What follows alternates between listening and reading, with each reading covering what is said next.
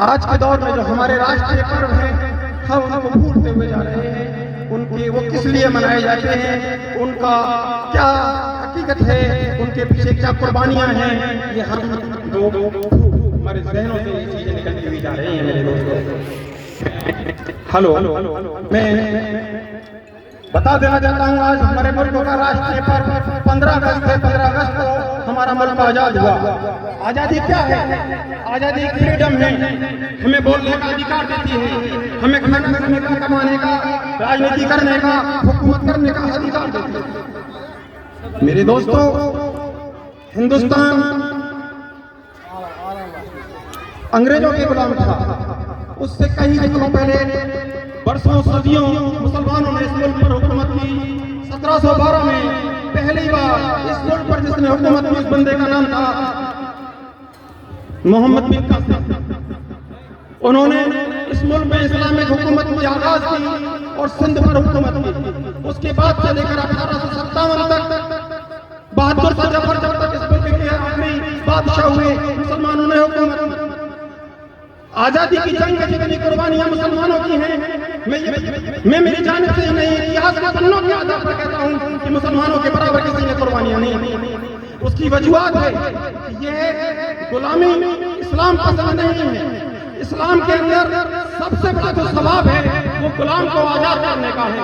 जो कौम दूसरों को गुलाम नहीं रहने दे सकती, वो कौम खुद गुलाम कैसे रह सकती है? यही वजूहत थी कि 1857 में हमारे आलिमों ने आजादी की जंग को जिहाद का दर्जा दे दिया, जिहाद के लिए फतवा जारी कर दिया। मेरे दोस्तों, हमारे रहनुमाओं ने सबसे पहले स्वतंत्रता सेनानी तैयार हुआ। उस स्वतंत्रता सेनानी का नाम था बहादुर शाह जफर। इस मुल्क का पहला स्वतंत्रता सेनानी हमारा भाई था, हमारे देश का आखिरी हुक्मरान था, जिसका नाम बहादुर शाह जफर था। उसकी कुर्बानी ये थी कि उसने अपने तीनों बेटों को अंग्रेजों के हाथ से शहीद कर दिया। अगर आप टीपू सुल्तान से लेकर मौलाना अब्दुल कलाम आजाद तक का इतिहास देखोगे तो पहचान पाओगे कि मुसलमानों ने कितने शहीद दिए, कितनी इस मुल्क के लिए कुर्बानियां दी। मेरे दोस्तों, अमूमन ये बताया जाता है अंग्रेजों के आंकड़ों के हिसाब से 93,500 कुल लोग शहीद हुए, जिनमें 61,395 मुसलमान थे। उस रिश्ते को हम देखें तो हम कम से कम 80% माइनॉरिटी के लोग, मुसलमान लोग शहीद हुए। आज हमी को गद्दार कहा जाता है, जबकि इस मिट्टी में खून, इस मिट्टी का डीएनए किया जाए तो इतना खून मिला हुआ है इस मिट्टी में हमारा कि हमारा डीएनए और इस मुल्क की मिट्टी का डीएनए एक बोलेगा। मेरे दोस्तों, आज हमारे सामने हमारे ऊपर इल्जाम लगाए जाते हैं। हमारे को उस वक्त जब जहाज का लकवा दिया था वो जहाज अच्छा था, आज जहाज को आतंकवादी के साथ जोड़ दिया गया, आतंकवाद के साथ जोड़ दिया गया। मेरे दोस्तों, हमारे को गद्दार बता देना, इस मुल्क का गद्दार बता देना, हमें आतंकवादी बता देना, ये सब कुछ हमारे इल्म की कमी से है। मैं मेरी कौम के बुजुर्गों से, कौम के बच्चों से यह कहना चाहता हूं, पढ़िए।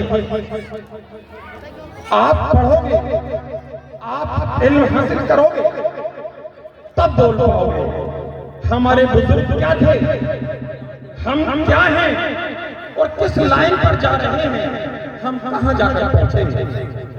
यह सब कहां से हासिल होगा? यह किताबों से हासिल होगा, आलिमों से हासिल होगा। हमें हमारे मदारिसों की हिफाजत करनी होगी। मदारिस वो जगह है जहां इल्म ही नहीं, दीन रोशन होता है। स्पेन जिस पर मुसलमानों की 1000 साल हुकूमत थी, आज काफिरों का मुल्क है। वजह ढूंढोगे पता लगेगा, वहां सबसे पहले मदारिस पर पाबंदी लगा दी गई।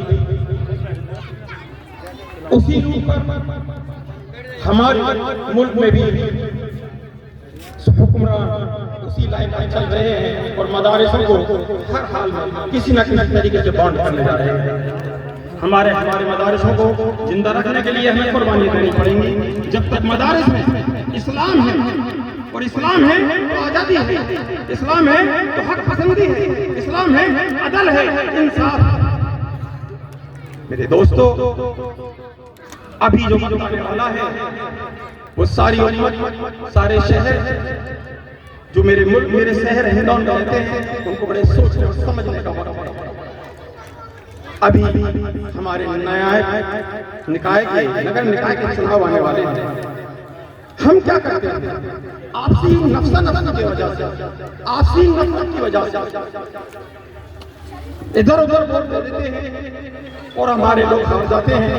हारने के बाद हमारे दानिशमंद लोग बैठकर कहते हैं मुसलमान जो हैं वो लड़ना नहीं जानते।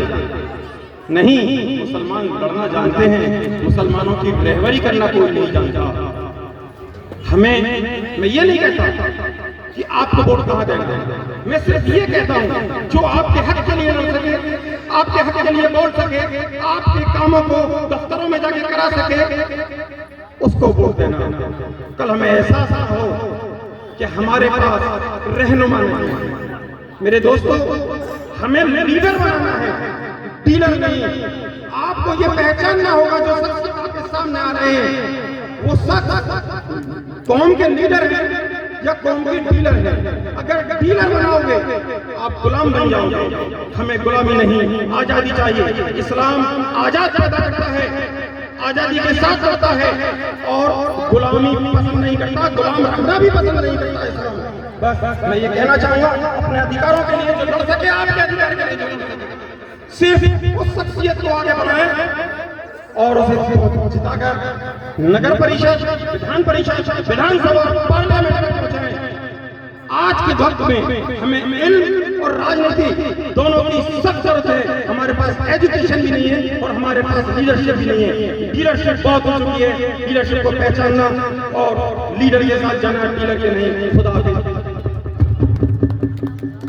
दबा गए